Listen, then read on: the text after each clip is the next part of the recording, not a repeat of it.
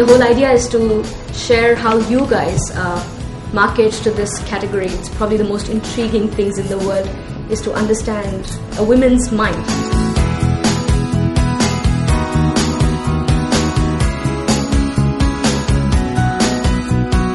And going forward, we have to understand their specific requirements, not in terms of strategy alignment, but in terms of product design alignment.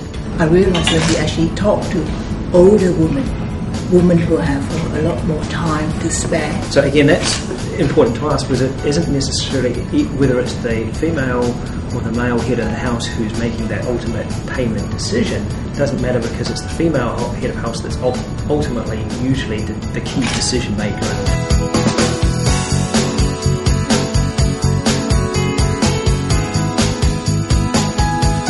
A lot of them are they have to like the design, you know, they have to like what the brand stands for, they have to identify with the brand, you know. We are launching an aspirational study.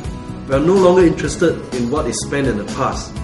We are more interested to find out what they're going to spend in the future. That kind of gives us a cutting edge to predict, so-called, what would they really go for.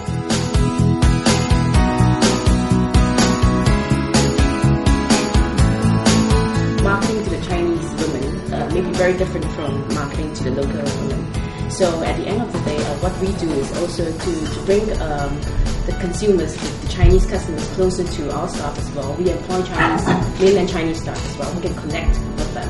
The person behind the brand or brands know exactly what you want, and that comes with taking the time to know the customer. We like to actually data mine the huge amount of information that we actually know about our client, how they actually behave, what they like, and do very, very specific targeted marketing offers to them. For us, the membership has allowed us to build enough of a relationship through the staff in the store, hopefully deliver a really good service. In fact, we're on a major service program kick at the moment to really take it to another 3 levels higher.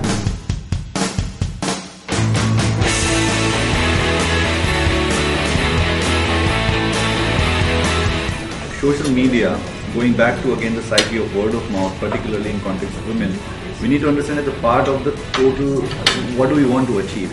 I mean, if it doesn't make sense, you won't use social media for the heck of it, just because you feel like it's the latest thing. Important in the measure that you are relevant and you don't hard sell or don't make hard sell, because at the end the reaction can be rejected.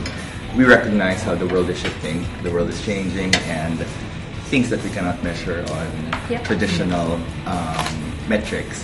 Hence, we also do a lot of digital right now. There are pros and cons, right? I think, you know, people should not just put up a Facebook fan page just because, you know, somebody up there says that, oh, you know, we want to be on Facebook as well. Shopping is an emotional process.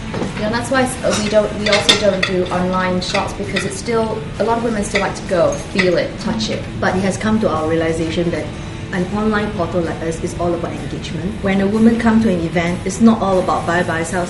It's all about, you know, like what are the brands that is associated with Cozy Cord that basically, you know, want to be reaching out.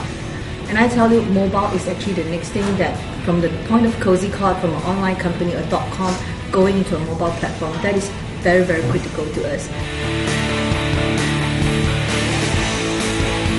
Again, it's coming back to the engagement, the conversation, and how people, and especially women, like to have the first-hand information. To try to maintain a consistent promise to your target, to the women in this case.